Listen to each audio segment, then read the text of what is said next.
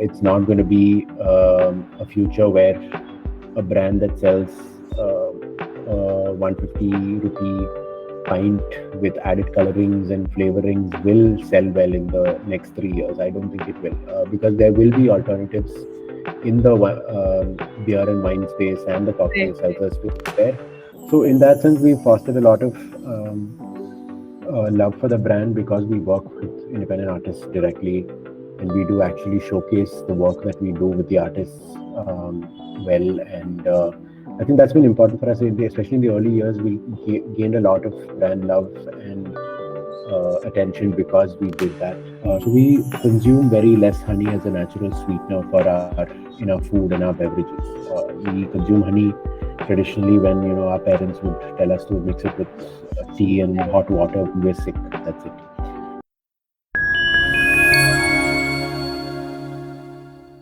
Welcome to the Marketing Podcast, where we uncover the stories and strategies behind successful brand managers and marketeers. I'm your host, Aksa Sheikh, and today we have the privilege of diving into the fascinating journey of Renju Kurien John, the brilliant mind behind Moonshine's brand management. Join us as we explore Renju's career in a beverage industry, the challenges he faced, and the innovative strategies that have propelled Moonshine to success. Welcome, Renju. Thank you for having me, Arthur. Thank you. Yeah. So before we have start this conversation, could you tell us something about yourself? My name is Renju. I've been with Moonshine for the last 4.5 years. At Moonshine, I've kind of been with Moonshine since almost the beginning of the brand. I joined in November 2019 and we launched in Maharashtra in 2019 and Goa as well. Before Moonshine, I was working with, right out of college, I was working for an event management agency called Nika Experiences. I was working there for around 6 months right out of college. There, I was kind of handling client servicing and business development, handling more corporate clients like your Kia, Samsung, their corporate events, stuff like that. I was doing as a 18-year-old. There was not much introduction into the world of brand management or storytelling, any of that. I had primarily just joined because I really liked what they were doing, the kind of stories they were putting out. That's primarily why I joined there. But I think that's been the basis of why I wanted to get into the marketing space in a lot of ways. Commune is founded by Mr. Roshan Abbas, who's master of many things. He's a businessman, storyteller. He's been an RJ. He's been a MC across multiple things. A director, writer, all of that. So Rashid Abbas and a team of four is what was Commune at that point, and I was interning for all of them directly. Beyond that, I've through college years, also in my second year of college, I had to do a mandatory internship at the Taj, which was part of our curriculum. So I was there for around 6 months. So working at the Taj for around 6 months across all departments, and so I have a good mixture of like marketing and F&B experience, which is hospitality experience, which is what I feel like is what I'm primarily is my base, and where I am right now is primarily because of all of that. Right. But yeah, that's been my career so far. I joined Moonshine in 2019 October, and since in the beginning, I joined as a events and activations executive. I was working in the Mumbai team, handling events and festivals, stuff like whatever we did in an offline space as well. Through the lockdown, March 2020 onwards, I kind of also got involved in a lot of the online stuff. We did a lot of social media stuff through the first months of lockdown because there was not much else to do. Everything was shut, restaurants were shut, stores were shut. And once wine stores opened, Maharashtra legalized home deliveries, we kind of set up an online system internally where we connected customers to wine stores directly and got orders delivered because there was no way that an app or something that could be programmed within that time space, and it wasn't legal to do an app that within that time space as well. So we sort of built up a logistical like a system there internally, and I was leading that. And then over the years, as things opened up, restaurants, bars opened up, kind of started traveling for events and other stuff as well. And I think by 2022 mid is when I took on the current role where I was overseeing a lot more of like vendor management, offline and online stuff, and overall brand direction in a lot of ways as well. But yeah, I've dabbled in pretty much a lot of things because we are a small startup. It's not like your roles are designated and you're doing just one thing. You are putting your hands into multiple things. Mm. So yeah, been a mixture of a lot of things over the last couple of years. Okay. Wonderful experience you've had. So, what sparked your interest in the beverage industry and what led you to pursue a career in brand management specifically? Brand management, honestly, it came as a thing, I feel like as a outcome of the things that I over time realized that I am good at. Um, it was never an ambition to be where I am right now or anything. It was never a plan. Where I am right now, I feel like, I mean, my base of what I've studied in college, everything is F&B. I've always had a keen interest towards F&B. But I knew directly through college and after college, I knew I didn't want to get into the traditional setups of restaurants or bars or hotels. I knew I didn't want to get into that sort of a lifestyle because it's a different type of lifestyle. It's not a sustainable lifestyle the way it is set up. So I knew I didn't want to get into that. I wanted to have a different kind of career in that sense. So beverages, but I still wanted to figure out if I can stay in the industry because a lot of the I kind of wanted to mix up my experience with what I had gotten through in the marketing circles, the network that I had made through Commune, and the work that I did there with events in the storytelling space. And I wanted to kind of mix that with my F&B base that I had studied in college. So I Right. kind of wanted to mix of both of that. And I think Moonshine kind of worked out that way really well. Time for the alcohol beverage space in general, 2016, 2017, because it was the kind of time, the years when a lot of craft brands were just coming up. For example, your gin brands that are right now prevalent in the market, your Yeah. Greater Than, your Stranger and Sons, and a lot of craft brewery brands like your Goa Brewing Company, all of them had come up around the same time. And Moonshine was one of the brands as well. I'd actually tried Moonshine before any of the other brands earlier, and so I knew Moonshine. But obviously, it came as chance that they were looking to hire for a role that worked out. But yeah, the beverage space is always interesting in the sense that, especially if you're working in the alcohol space in India, there's always restrictions. You're always kind of working with one hand tied behind your back, in the sense that there's a lot of limitations in what you can do in terms of what you know as traditional marketing ways to get to your customer. You can't directly advertise, you can't directly reach to your customer unless because our distribution models are different in each state in India. For example, in your Maharashtra, if a brand like Moonshine wants to sell to a customer, we go through a distributor, a private distributor, and then a distributor sells to your bars and restaurants. So where there's a two-level system there that we are getting to the customer, right? Mm. And there's no online way to get to the customer directly because online deliveries are illegal Mm. still, not legalized still. Home deliveries were legalized for a bit in Maharashtra and some states, but now it's again been rescinded. It's not technically legal anymore. But a lot of offline stores still do it in their own ways, but we are not allowed to advertise it. And we do have a sister brand called the Moonshine Honey Project, where we kind of sell and retail and do a lot of work with farmers and beekeepers through for the honey that we source to make the meads, basically. So we do have a surrogate sister brand, but we don't treat it as a surrogate. We treat it as a separate business entity in itself. We also sell a lot of honey directly to other businesses, a lot of B2B sales to bars and restaurants who use our honey for their bar and food programs, basically. Oh.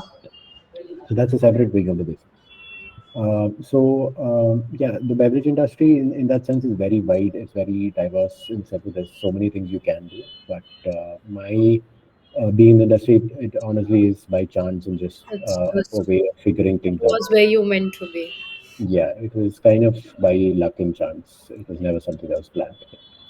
So, can you elaborate on some of the biggest challenges and most valuable lessons you learned during your career journey in this dynamic industry? In the F&B industry, I think a lot of it is there's always restrictions, like I said, right? I think in the sense that especially for working like for a brand like Moonshine, you kind of realize how much can be done with limited budgets, especially when you're pitted against bigger legacy brands.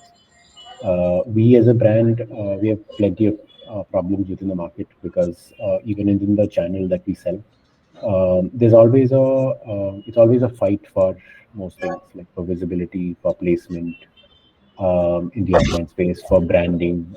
Because, for example, if we're selling at a walk-in store like a Nature's Basket, right? Most um, brands that are available for sale at a Nature's Basket might be owned by a company that has multiple brands in its portfolio. Right, For example, like an AB and Bev will have a Budweiser, a Corona, and a Who Garden in their portfolio. So a bigger company like a legacy company like that can offer more to the store as a company because they might give better schemes on one brand, so and then tell them to pick up some more the second brand because the first brand might sell more, but the second brand might sell less, but they'll give better schemes on the first brand so that they equalize between their portfolios.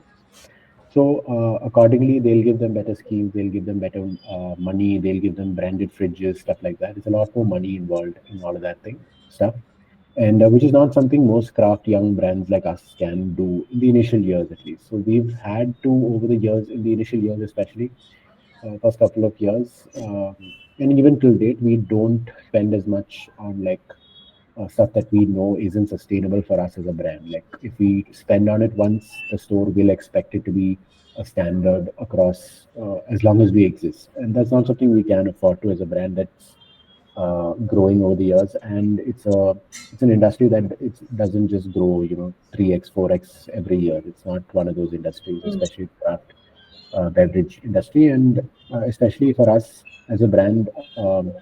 Moonshine, our biggest challenge, obviously, since the inception, has been that as a brand, we look like a beer bottle, right? We come in a beer pint, almost, that is traditionally known as a beer pint, but we're not a beer, we're not a wine. We're a different category of alcohol altogether. We're a mead, which is essentially an alcoholic beverage made by fermenting honey. So there's obviously a misconception in the market when someone new to the brand sees the product. They obviously think it's a beer and not something else. So in that sense, there's always been a struggle for category education because we're creating a new category in itself. It's not just a new brand. It's right. not just brand awareness. There's also the initial years we were kind of striving towards getting more category awareness as well.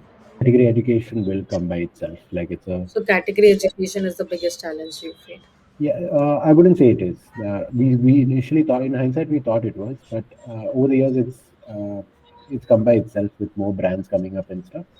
It's kind of helped out itself, and we're primarily focusing on brand awareness at the moment because at the end of the day, there will be a bigger brand can come up with a need brand tomorrow and still offer the same thing to the consumer. But at the end of the day, what we're providing is what the brand stands for Right. and what brand's values are, and that's what we kind of want to focus more on and build more awareness around. So, how It's do you navigate the balance between honoring moonshine heritage and adapting its brand strategy? it's honestly a good mixture of I think a strong alignment of what a marketing team and a sales team are pushing for the brand has to be very aligned.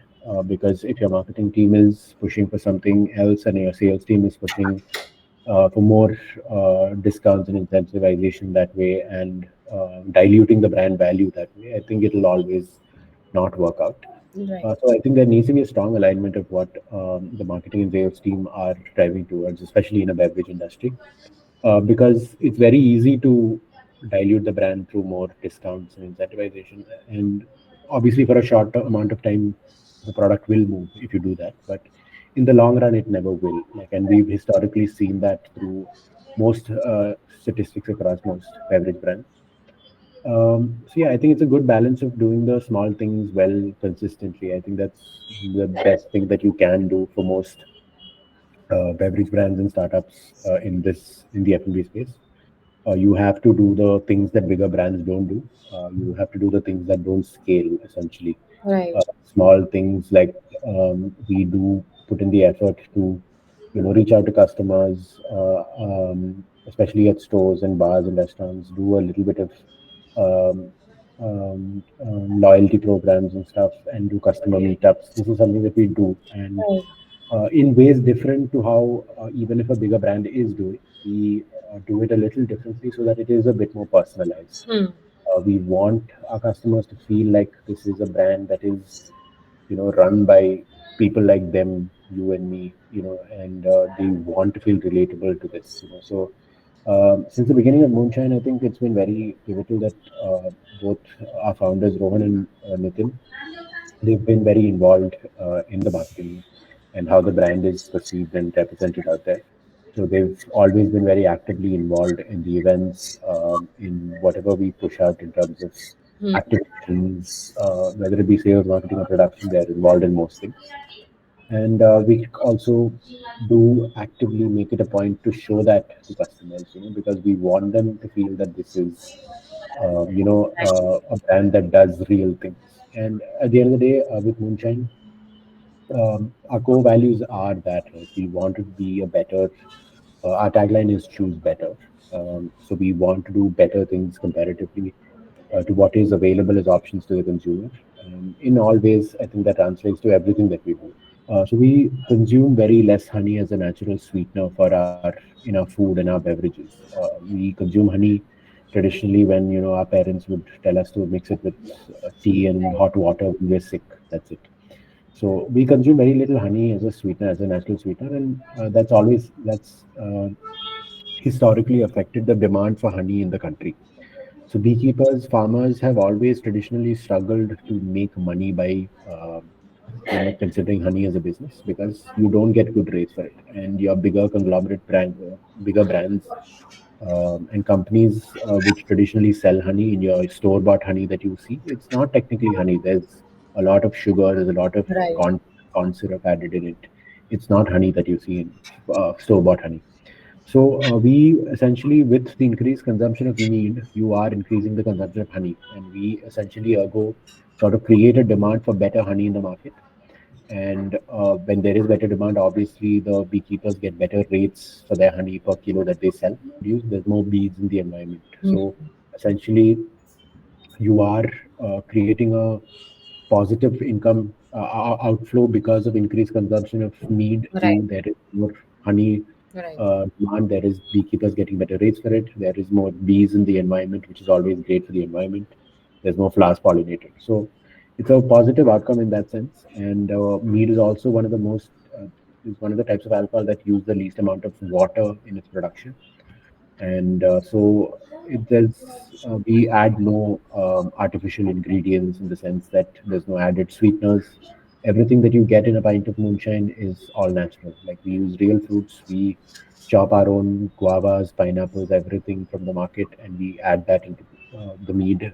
It's Right. not any artificial coloring or sweeteners or flavors. So we want to be a better brand that way. We want to be a better option for Right. consumers. Definitely. That's not something that's prevalent in the alcohol industry, especially in India, because most alcoholic beverages that you see, there's a lot of added ingredients. Like we essentially are pitted against mostly in the market. Mead moonshine is mostly pitted against a breezer. I don't know if you've tried a breezer, but breezers are like those quick RTD beverages that are colored, different colors, different flavors. But we want to be an all natural replacement for it, and because we are an all natural product, we are a little more on the pricier side. We are at 199 a bottle in Maharashtra, 250 a bottle in Bangalore for a 330 ml pint. So we are a little expensive on that side, but we are also 99 is creating, expensive. yeah, we are also laddering up our options in the sense that we are creating a segment within the 150 rupee range at a lower alcoholic beverage segment where we've made a lemon tea mead, which is at 4.5 percentage and 150 rupees in Maharashtra. and all of our other meads are at 6.5 percentage and 199 in Maharashtra. So we are price laddering up there as well to cater to different audiences that way. Um, So, uh, speaking of struggles, what leadership qualities do you find most essential in this role? in this role, I think honestly, it's especially with us, we've had a very small team. We've always been, our marketing team has always been around 7 or 8 people primarily. With us, in terms of leadership, I think it's a lot of patience to understand that managing expectations for different people are very important. Because we deal with different stakeholders every day. We have our channel vendors in the sense that we have to cater to our retail stores and restaurants and bars and to their needs for offline marketing and whatever they are required that has to go to print, it has to be dispatched on time, it has to reach them on time, and loop has to be closed in terms of communicating that to them. So managing expectations with them is always something that needs to be given a lot of importance and patience. And I think that's something that and a lot of respect as well, because these are people. Every component of our channel is important to us because I think it's a very personalized industry in the sense that people care about relationships more than uh, what people do just for the sake of it. And even if you work for a smaller brand, your stores and restaurants will push your brand if they actually feel like you are putting in an effort uh, to represent the brand well, compared to your bigger brands. Because bigger brands just, give them stuff, throw the money, and just expect results to come because it is a brand that's already been made. Hmm. But when you are working for a younger brand that needs to prove something, to the consumers, it's very important to get your channel partners invested in the brand as well. And that's something I think, in terms of leadership, that needs to be trickled down into everyone in your team. They have to understand the importance of being invested in the sense that you have to get your vendors, your channel partners, stakeholders, everyone invested in the brand as well, and that requires a certain amount of patience and commitment to what the brand stands for and what it should be. Right. It's not a one day job. It's something that Yeah. you do consistently, and results will come. Yeah. So, how do you approach differentiating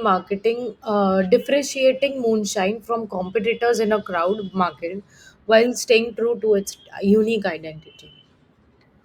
For us, I think differentiation wise, I think primarily as a brand, I think we stand for something most other brands don't push for. Like it's for better choices, it's for better in the sense of everything that we do, right? We want consumers to um, elevate themselves and choose a better alternative in product Hmm. and essentially a choice in their life.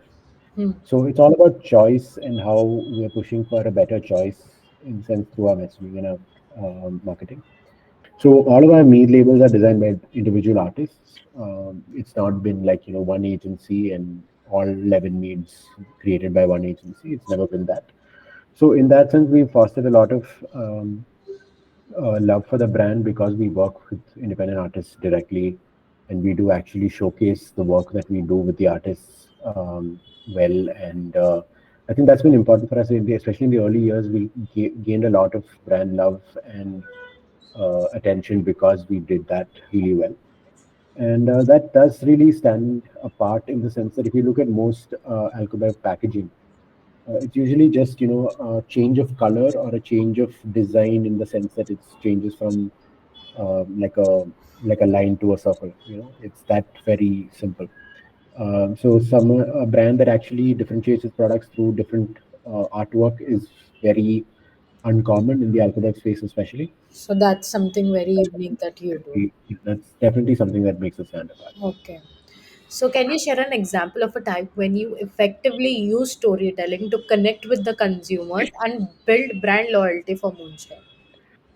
I think with Moonshine, it's always been about storytelling. I think that's what has always been at the core of what we do through marketing. Because um, as a brand, we started our introduction to the market itself as a story of how both Rohan and Nitin, who were childhood friends since they were, I think, 6 or 7 years old, and they've over the years always been best friends. And when they were quite into their careers, they found out about Mead through an in-flight magazine while Nitin was traveling somewhere through Europe, and about London's first meadery called Gosnells. And that's when Nitin sent it to Rohan. And when they were in Pune over a holiday together, they kind of tried making mead by themselves with store-bought honey and stuff, and tried making it at home. And obviously, it wasn't the best of meads by making it with store-bought honey. It tasted like rocket fuel. But I think that's where it started. That storytelling of how this whole brand and this company is built off two friends who wanted to do something together, and something about something that they believed in. Hmm. And again, it is at the end of the day, that's also about wanting a better choice of beverage. They also are people who wanted a better beverage to consume, So consumption. storytelling has always been a part of Moon. Yeah, I think it's always been a part of what we are as a brand, Right. in different ways, obviously. Hmm. But and it will continue to be. I think at the end of the day, what sets apart brands is Hmm. how it tells a story to differentiate itself, and how it tells a story can be through different ways. But I think with us, it's about a better choice of consumption, a better choice of Right. choosing something that elevates your lifestyle and puts you in a better place Right. of consumption and choice. So, what are some of your most successful strategies for engaging with Moonshine's target audience and fostering brand advocacy? Got it. So I think brand advocacy, I think for us, so like I mentioned at the beginning, right? For an alcohol brand like us, there's very limited channels through which we can engage with our customers. Social media obviously is great, but even within social media, because there's so many restrictions for us that we can't Right. engage with people below the legal drinking age in different states, and for each state it might be different. And we can't do paid ads. Even our campaigns that we work with, because alcohol is an industry is it's an industry that not every sort of, even if you're going through the influencer route, right? It's not that every influencer is someone that promotes alcohol or wants to be associated with alcohol. So there's a lot of restrictions that way to engage with your customers. Right. So historically, as a brand, especially because we're also a young startup in that sense, we've always tried to, in the initial years at least, we've tried to. Um, Most of our marketing spend has always been at events at bars, restaurants, events at out of channel places, which like are your festivals, your fleas, stuff places like your Little Flea, your festivals where there's a music concert, stuff like that.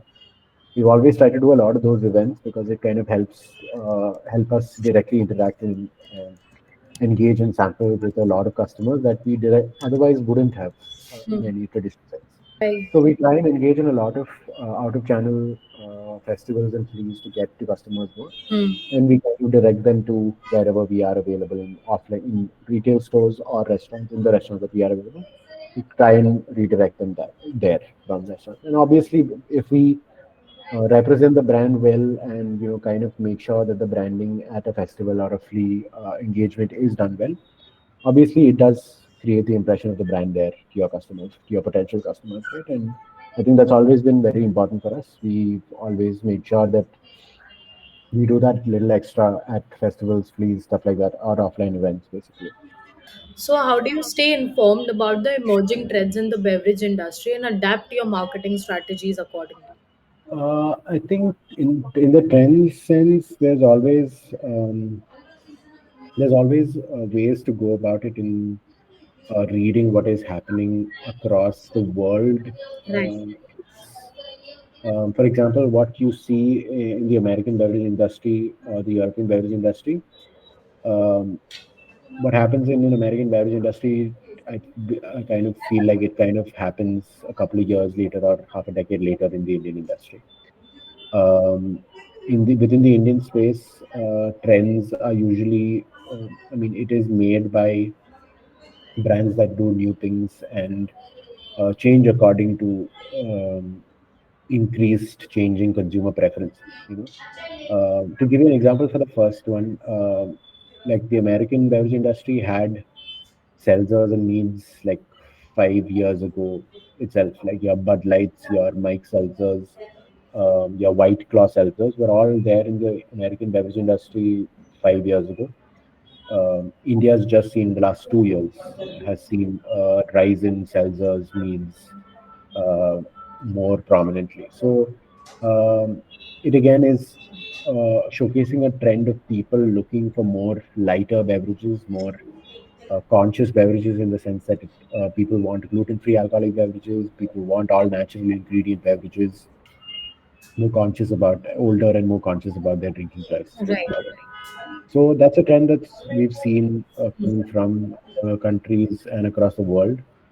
Within the Indian beverage space, I think a lot of trends are just, you know, the industry in itself changes tide over a couple of years. People, the gin movement happened over the last 5 years because of a resurgence of a lot of brands capitalizing on the fact that there was no good Indian gins at the market at good price points, and people Right. increasingly started drinking more gin. Hmm. And it became a more popular beverage because of a few brands that capitalized on that. So, what are your predictions for the future of marketing in the beverage industry, and how do you see Moonshine adapting to these changes? The future marketing in the beverage industry, I think it'll over the next couple of years, I think it'll reach a space where people will want more experiences that are um, like in the sense that people will want brands that give them an experience more than just an option.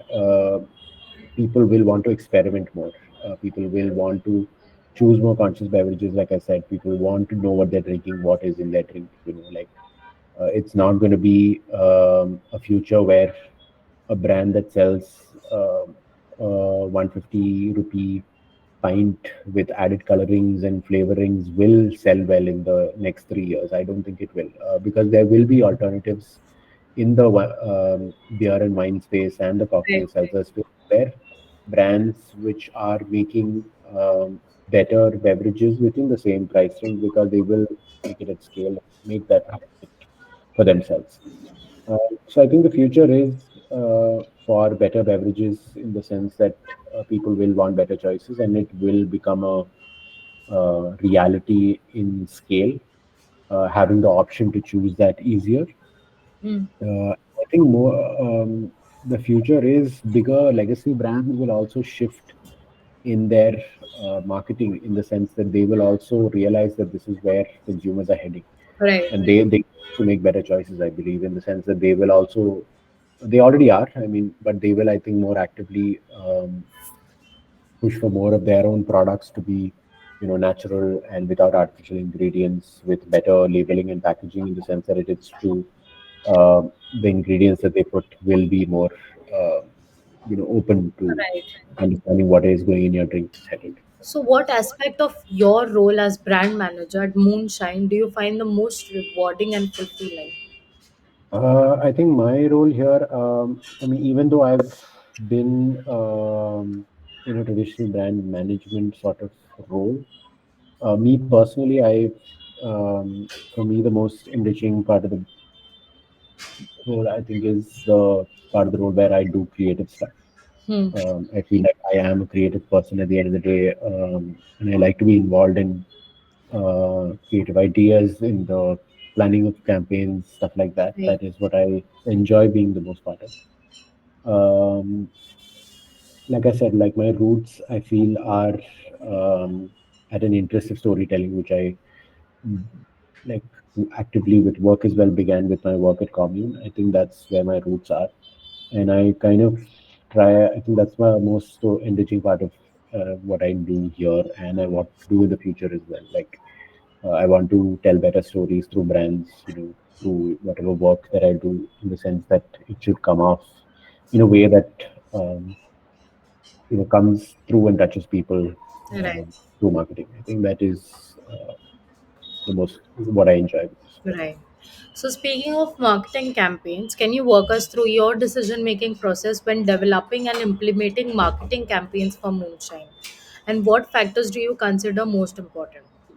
I think it's very important to figure out before you. I think what a lot of people make mistakes about marketing campaigns, especially in this industry, is we do a lot of things just for the sake of it, for getting direct results out of the channel. I think that's a mistake most people do.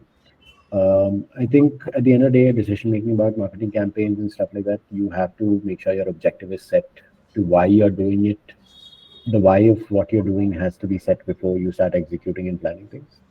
And I feel like half of the job is there. If you're doing a offline campaign, why are you doing it, and is it aligned to your core values and brand comms and values in the way that you will have to do it? If that is aligned, I think um, then it makes sense. Like the why of it makes sense. But if it doesn't align with your values and how you want the brand to be perceived in the market, uh, if that why does not make sense, I think you have to push back and not do certain things, even if it is a campaign that will give in certain short-term results. You have to push back and say no to the things that are brand bad for diluting brand equity that way.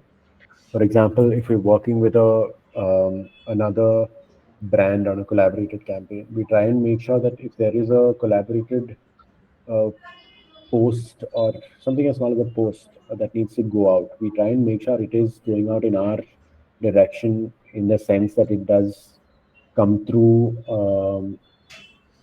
in what our consumers we know perceive as it comes through in that style and that sort of comms, that sort of emotions in the sense what we put out. We try and make sure it comes through that way, even if it's with a brand that does not is not relatable to our brand. We try and make sure that collaboration comes through in a way that is true to our own identity. So, what key piece of advice would you give to someone who wants to pursue a career in brand management, particularly within the beverage industry? Within the beverage industry, I would actually, this is something that I think we've done at Moonshine, and I think something I would recommend to most people who are looking, especially in the beverage industry, if you're looking into getting into brand management or marketing. I would recommend that you start off with a sales role. It's very important to know how to sell a product, how to sell a brand, and what are the limitations in the channel and implications, um, the, the obstacles in the market and the channel for your product, for your category of product, and for your brand. I think once you have a keen understanding of that and you understand what are your obstacles, then I think it becomes so much more easier to get into a marketing or a brand management role because, Right. So, last question. yeah. If you could collaborate with any brand or individual in the future, who would it Mhm. be and why? For Moonshine, we've collaborated with a bunch of brands in the past, and we've done a lot of work with other brands in this F&B space, which are within the same levels of us, started around at the same time, share similar values to us in terms of natural ingredients, all of that. And I think that's one thing that we will always try and make sure that we want to be associated and collaborate with brands that share similar values to us. Otherwise, it doesn't seem genuine at all. Um, to give you an example, I mean, I can't think of anyone new at the moment, but I'll give you a couple of examples of what we're currently already doing, right? Like we do actively collaborate with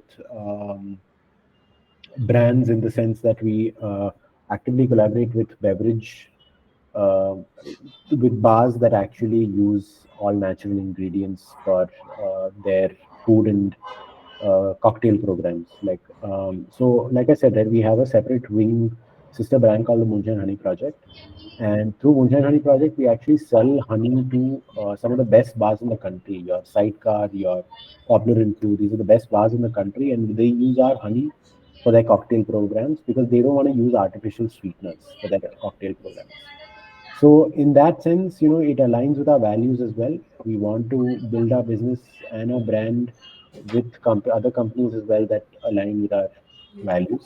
Um, So, as we conclude our conversation with Renju Kurien John, we are left inspired by his insights and the impactful strategies he implemented at Moonshine.